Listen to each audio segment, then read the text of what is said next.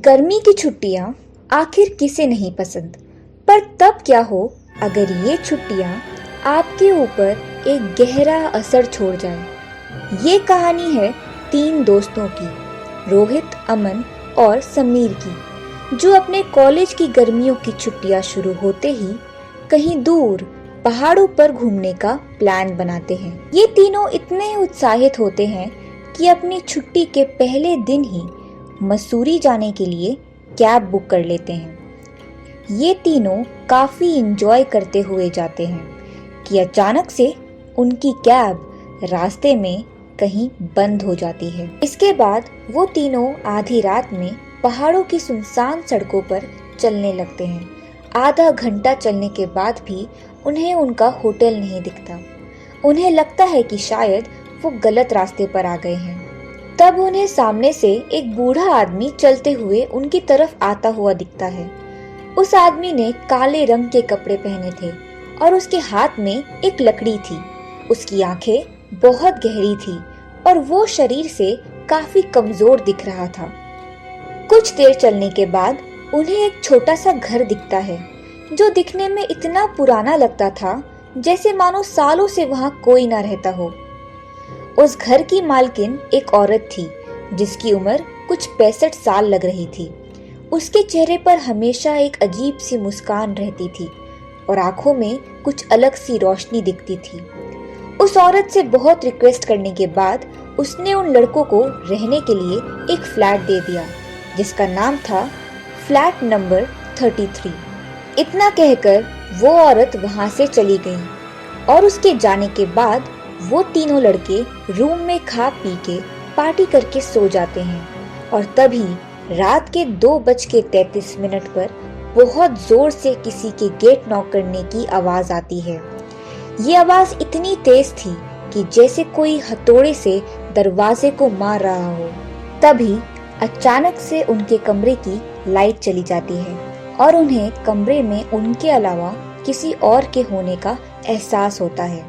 उन्हें लगता है कि कोई उनके कानों के पास आकर धीमी आवाज में बार बार बोल रहा है, पैसे दो, हमें पैसे दो। वो तीनों डर जाते हैं और उसी समय उस घर को छोड़ने का फैसला करते हैं। समीर, जो पहले इस चीज का मजाक उड़ा के हंस रहा था, वो रोने लग जाता है और उसके साथ बाकी सबको भी यकीन हो जाता है कि इस घर में कुछ तो गलत है और यहाँ रहना अब ठीक नहीं है। देर न करते हुए वो बूढ़ी औरत के पास जाते हैं और उसे सब बताते हुए कहते हैं कि अब वो यहाँ से जाना चाहते हैं।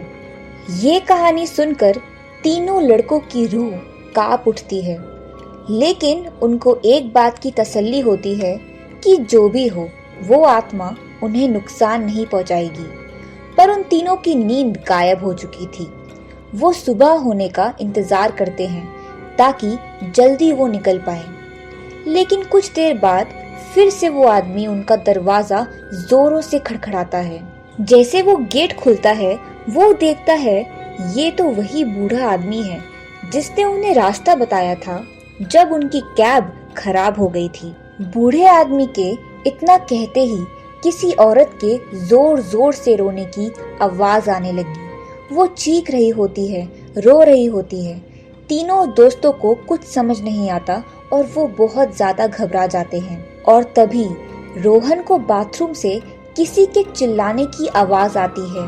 वो भाग के वहां जाता है और देखता है कि उसका दोस्त समीर जमीन पर बेहोश पड़ा था। उसी वक्त फिर से दरवाजा पीटने की आवाज आती है और अमन और रोहित बाहर जाते हैं।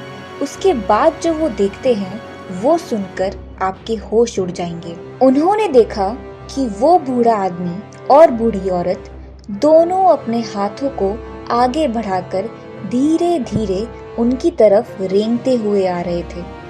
उनकी आंखें नीली पड़ी थी और उनकी हंसी बिल्कुल मुरझाई हुई थी। वो दोनों उनको हर तरफ से घेर लेते हैं। आपको क्या लगता है उन तीनों दोस्तों के साथ आगे क्या हुआ होगा? अपने विचार हमें कमेंट में जरूर बताएं और अगर ये कहानी अच्छी लगी हो तो वीडियो को लाइक और चैनल को सब्सक्राइब भी करें।